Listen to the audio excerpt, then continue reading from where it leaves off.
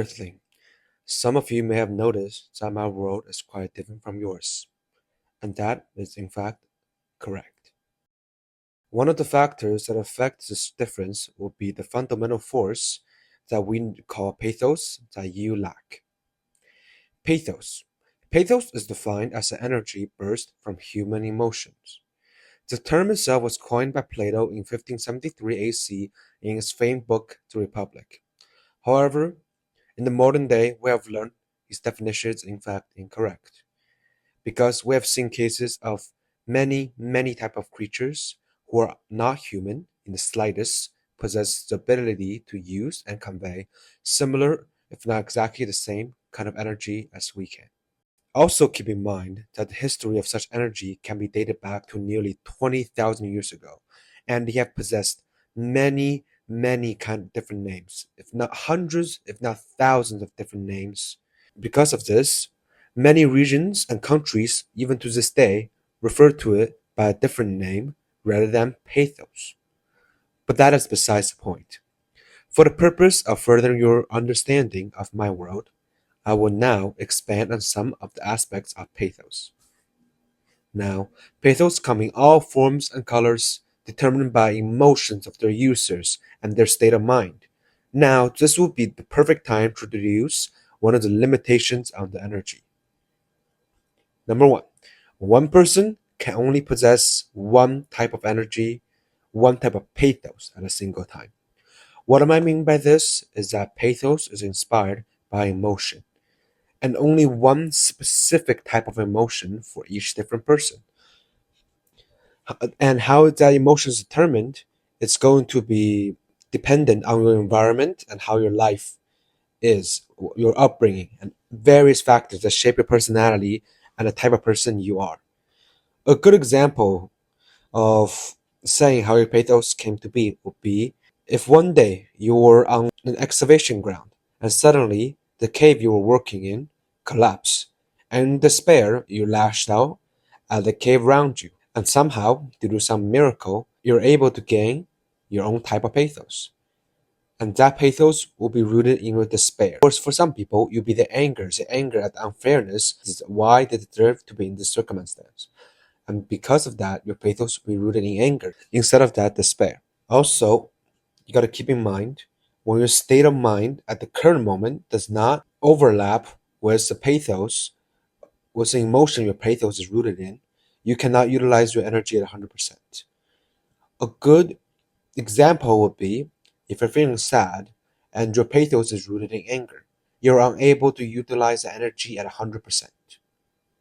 Now, some of you may have noticed that I said at a one time, and that is because humans change, as well as their environment and the time. As humans grow older, naturally, their state of mind changes.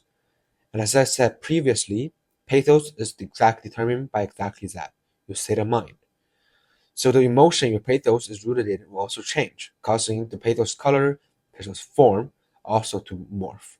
An example would be if a man were to grow up in a dysfunctional home, they would often lash out in random bursts of anger, or to appear intimidating, never wanting to be feared rather than being seen as somebody who's weak. However, as they grow older and learn to be more trusting, that may change. Their personality changes, their behavior changes, and so will their pathos. In their younger years, perhaps their pathos was rooted in anger. In their latter years, their pathos are most likely rooted in happiness. The happiness and the gratefulness they have for their own life, now they have somebody they can trust. Of course, if we were to remain unchanged through the years, neither will your pathos. Another thing some of you may have noticed is that I said not utilized at 100%. And that is because once you gain pathos, your body will naturally start storing them. Usually in useless place of the body such as your nails or your hair, especially the hair on your head. However, as strength and frequency of use increases, the body's ability to handle more energy also increases. Sometimes I have seen many of us making it so that every inch of their body is filled to the brim of the most concentrated kind of pathos. And when you're at that point, you can basically fight at 100% any time, as long as there is remaining energy in your body. It is also not uncommon for emotions to mix to create new forms of pathos, never defined before. A good example of this would be the photographer, who, congratulations to her, had her birthday a few days ago. But anyways, the photographer was renowned for quite a while due to her unique form of pathos that combined her tranquil happiness with light sadness. I can already hear some of you screaming confusion. Do not worry, fear not, because it only gets worse from here. Pathos also have different forms and properties. For example, the Emperor of the Skies pathos takes the form of the clouds when he manifested, while the Circuit Master's pathos resembles stage lights with sparks and tiny fireworks all occasionally exploding. I have even seen some cases, incredibly rare, but some cases, that have music infused into their pathos. But enough about the energy. Let's talk uses. Pathos have three primary functions. 1. To power one's ability. 2. To reinforce the body. And 3. An energy source for the body and sometimes machines. I won't go too in depth about ability here, because that is another beast in and of itself. However, I will give you enough context to understand. Abilities are like branches of a tree if pathos were the trunks and the person were the roots. As its name suggests, it is a special ability that is almost never the same in between different people. It is based off of one's pathos, personality, and goals and aspirations in life. You can treat the relationship between pathos and abilities to be like electricities and appliances. Without the power of electricity, the appliances are often of no use. And without the direction from the appliance, electricity often loses its direction.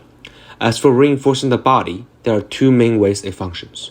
Number 1, you'll be just straight up increasing the output of your muscles. For example, if you're able to lift up a 5 kilogram weight normally, with the enhancement, you should be able to lift up around a 25 kilogram, if not a 50 kilogram weight. The second way we use it for reinforcing the body is a little bit more complicated. The best way to think of it is to treat your body as a vessel for your pathos. And as you use your pathos more frequently and as its strength grows, your body will slowly adapt to it, therefore making it stronger. This is why you will see some of the stronger people of this world are able to lift a truck with just their bare hands with zero enhancements. However, I will tell you this right now, it is not the only way to get stronger. And now for the third and the most important function. It also serves as sustenance to the body and sometimes for machines. Pathos itself can serve the role of water, food, and oxygen, all at once.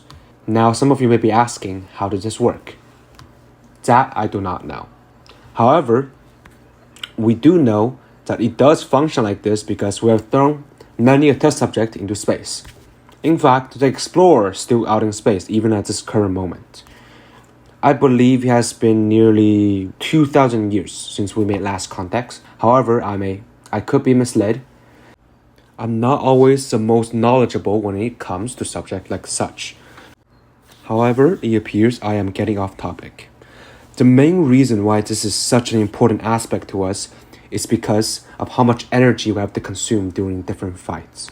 When we fight on warring fronts, pathos can greatly reduce the amount of food that each vessel need to consume, and as strength increases, the less people need to consume food.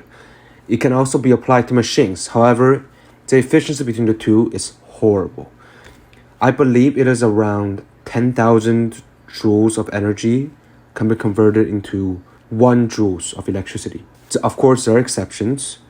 So there are those who can output the energy as forms of electricity or straight up kinetic energy. However, those are rare and few in between. The only reason we discovered this conversion rate was because of the architect's obsession with machinery. He was truly a madman. Ironic I am saying it, but he explained it many times between the fusion of machine and the body. He was the first cyborg, in fact. I believe there are many more still existing today, but the technology is lost to time with the death of the architect. And so, because of the poor efficiency of the conversion between pathos and electricity, we no longer enslave pathos users for generating energy. And especially when we have so much better source of energy and crystallized souls. But again, that is another point for another time. Finally, I want to give you all a bit of a somber but still a happy note. Despite the many advantages that Pathos have granted us, it appears we're still losing on the grand scale. The gods are fearsome opponents. Their strength far eclipses even the strongest of us. If it was not for the constant back and forth between them and hell, would have long ago been devoured. And despite the effectiveness and variety offered by Pathos, it appears the gods have a much more advanced version of our energy, superior in every way. The same goes for the twisted beasts.